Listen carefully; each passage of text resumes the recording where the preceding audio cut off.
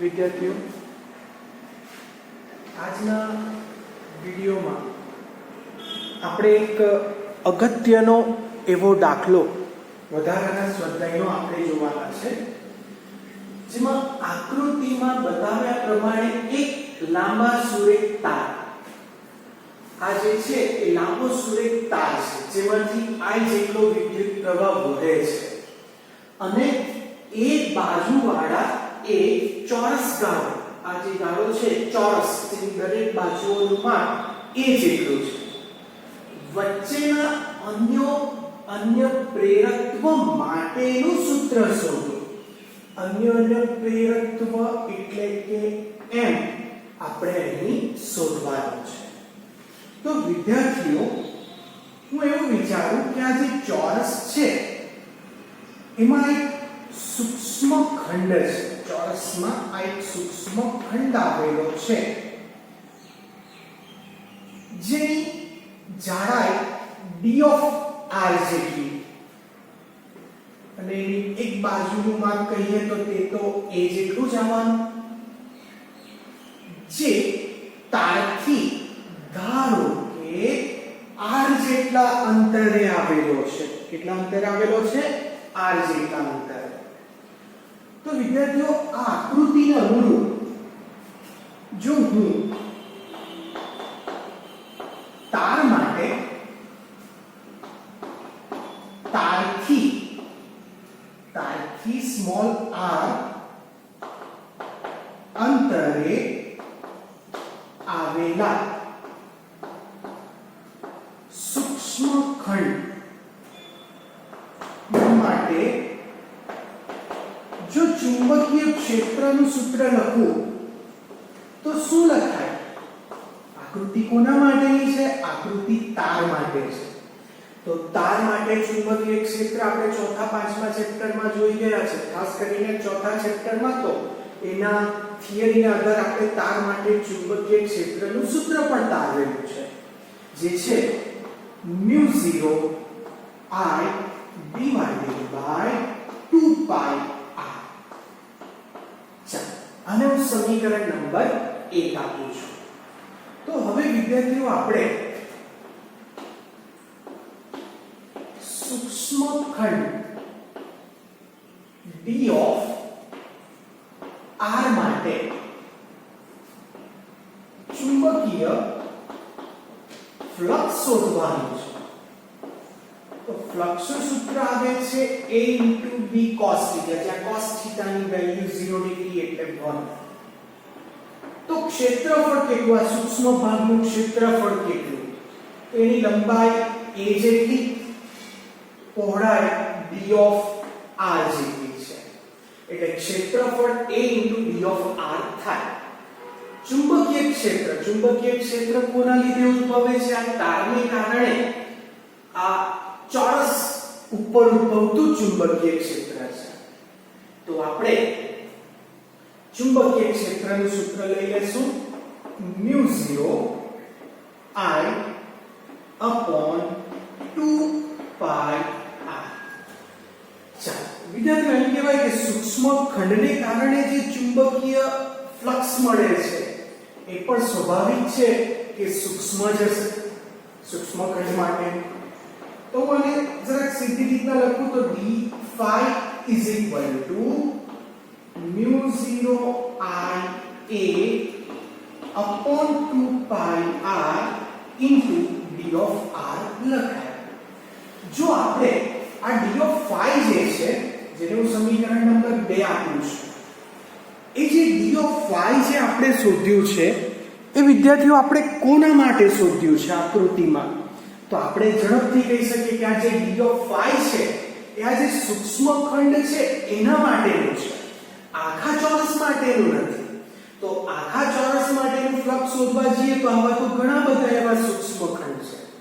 તો એ બધા સૂક્ષ્મ ખંડનો સરવાળો કરીએ તો આપણે પરિણામી ફ્લક્સ તરફ જઈ શકીશું.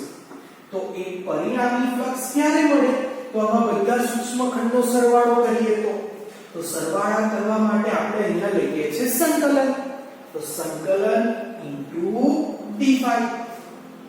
તો આવા સૂક્ષ્મખંડનો સંકલન કરશું તો આપણને કુલ ફ્લક્સ આકૃતિ પ્રમાણેનું મળી જશે.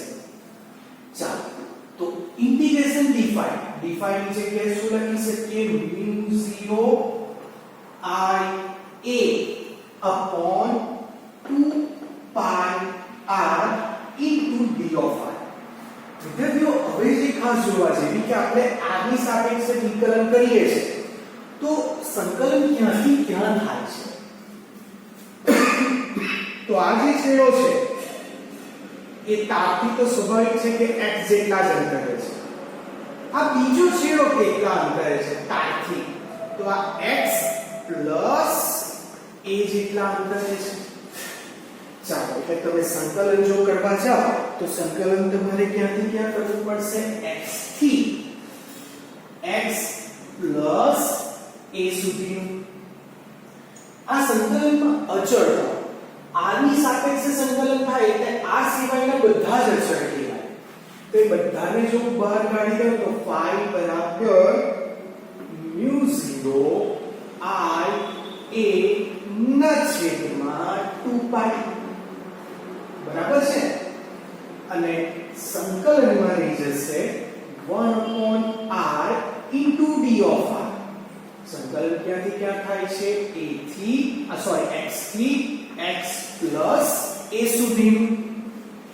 વિદ્યાર્થીઓ મેથ્સમાં તમને સંકલન આવે જ છે તો μ0 I a upon 2 pi as it is 1/r into d of r નું સંકલન તમે જાણો જ છો કે જેનું સંકલન આવે છે ln r.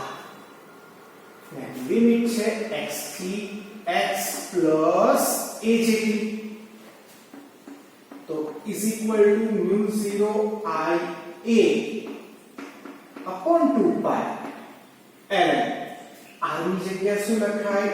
x plus a minus ln x. વિદ્યાર્થીઓ જો તમારે આ માઈનસ સ્વરૂપ છે ln નું તો એને બીજા કયા સ્વરૂપમાં લખી શકાય? તો આપણે જાણીએ છીએ કે 9મા ચેપ્ટરથી સમજીને આવેલા કે બે વચ્ચે સરવાળો હોય log કે ln નો તો આપણે એને ગુણાકારના સ્વરૂપમાં લખી શકીએ. બાદબાકી હોય બે વચ્ચે તો એને ભાગાકારના સ્વરૂપમાં લખી શકીએ. તો આપણે હવે આ સમીકરણને લખશું μ0 I a 2 pi ln x plus a upon x. તો આ જે મળ્યું છે તે આપણને શું મળ્યું છે? ફ્લક્સ મળી ગયું છે. તો આપણે પહેલા કિસ્સામાં શું શોધવાનું છે? અન્યોન્ય પ્રેરકત્વ. તો હવે અન્યોન્ય પ્રેરકત્વ જેને n કહેવાય તો n સૂત્ર આવે phi ના છેદમાં I. મતલબ જે આમાંથી I છે પ્રવાહ એ ઉડી જશે. તો આમ અન્યોન્ય પ્રેરકત્વનું સૂત્ર આપણને શું મળશે? તો એ મળશે μ0 a upon 2 pi ln x plus a ના છેદમાં x. તો આ થઈ ગયું અન્યોન્ય પ્રેરકત્વનું સૂત્ર. આ જે હતું એ આપણો કહી શકાય કે આ ટોપિકનો ભાગ એ હતો. ચાલો હવે મારે જે સૂત્ર કામો છે એ બીજા ભાગમાં ફ્લક્સનું કામ છે. Flux phi is equal to μ0 I a upon 2 pi ln x plus a ના છેદમાં x. ચાલો એના સિવાયનું બધું જ કાઢી નાખું છું.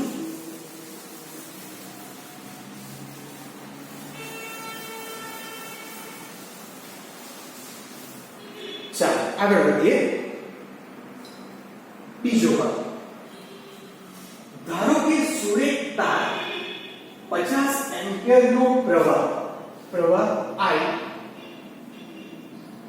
50 એમ્પિયર નું વહન કરે છે અને ગાળાને 10 મીટર પર સેકન્ડના અચળ વેગથી ખસેડવામાં આવે.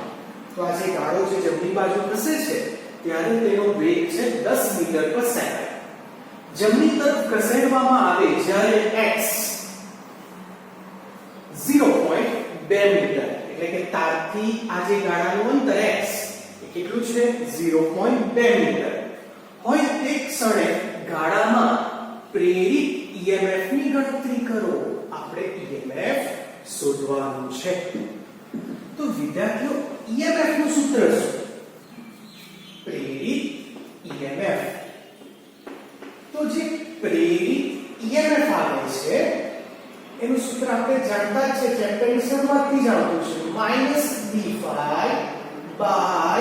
-d∅dt ચાલો -d∅dt હવે ચાલો phi હવે જોજો ખાસ આપણે અહીંયા જે phi છે તેમાં સમય નથી પણ x છે મતલબ કે આપણે x ની સાપેક્ષે વિકલન કરવું પડશે તો મારી પાસે અહીંયા x નથી તો હું શું કરું તો એના માટે હું અહીંયા dx વડે ગુણું અને dx વડે ભાગી રહ્યો છું તો માઈનસ આ જે dx dt ની જગ્યાએ શું લખાય વેગ લખાય કે અને d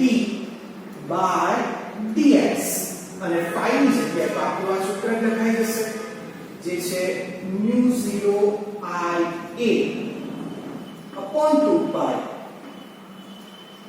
into ln x plus a by x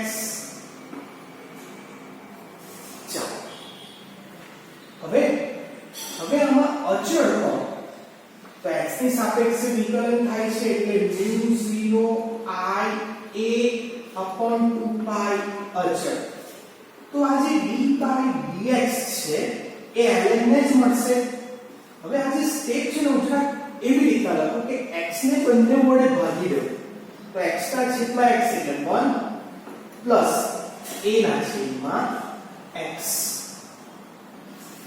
ચાલો હજુ આગળ વધીએ -v μ0 I a upon 2 pi ચલો d by dx નું ln ની સાપેક્ષે ln નું d by dx ની સાપેક્ષે વિકલન થાય છે તો આનું વિકલન શું થાય તો 1 upon 1 plus a by x into આ તો આપણે ln નું કરીએ અંદરના કાંસનું કરવું પડશે 1 plus a by x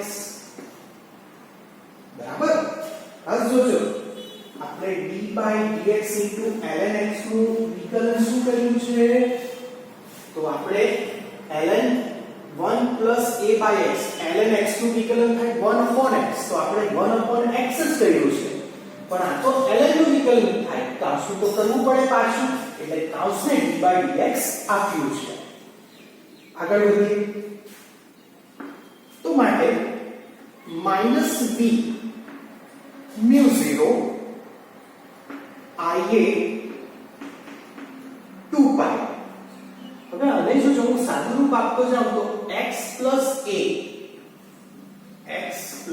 a અને છેદનો છેદ અંશમાં આવે એટલે x ચાલો d by dx નું વિકલન કરું તો આ એક d by dx નું વિકલન કરતા પહેલું જે પદ છે તે અચળનું વિકલન 0 વત્તા a અને x જે છે હવે x નું વિકલન થાય તો d by dx x ઉપર આવે x ની ઘાત ઓછા 1 લખાય બરાબર છે ને એ તો અચળ છે એટલે એ 1 upon x તો તેને આપણે x raised to -1 લખી શકીએ છીએ તો is equal to -v μ0 I a 2 pi x x ના છેદમાં a આ 0 છે a x raised to -1 નું વિકલન શું તો એનું જે વિકલન આવે આપણે જાણીએ છીએ કે ઘાત આગળ આવે ને જે ઘાત હતી તેમાંથી હજુ એક ઘટી જાય એટલે x raised to -1 ઓછા -1 એટલે x raised to -2 તો હવે આ માઈનસ ને આ માઈનસ એ પ્લસ થઈ જશે તો આપણે બીજું આ એક x જતું રહે એટલે 2 ની જગ્યાએ x ની ઘાત એક જ રહી જશે -1 માં તો આ μ0 I a square v upon 2 pi x plus a અને આ બીજો x નીચે આવશે તો હવે આપણે આ બધાની વેલ્યુ મૂકી દઈએ. μ0 4 pi 10⁻⁷. વિદ્યુત પ્રવાહ કેટલો વિદ્યુત પ્રવાહ પસાર થાય છે? 50 જેટલો. ચાલો a ની વેલ્યુ કેટલી છે? એ અચળાંક છે, a ની વેલ્યુ 0.1 છે. વેગ કેટલો છે આપેલો? 10. ચાલો 2 pi. x ની વેલ્યુ કેટલી છે? તો x ની વેલ્યુ 0.2 છે. a ની વેલ્યુ 0.1 into x પાછો 0. તો વિદ્યાર્થીઓ બધાનો સાદુરૂપ કરશો તો જવાબ 1.7 into 10⁻⁵ વોલ્ટ જેટલો આવશે. તો આ તો આપણો સ્વાધ્યાયનો 16મો દાખલો, જે વધારાના સ્વાધ્યાયનો દાખલો છે.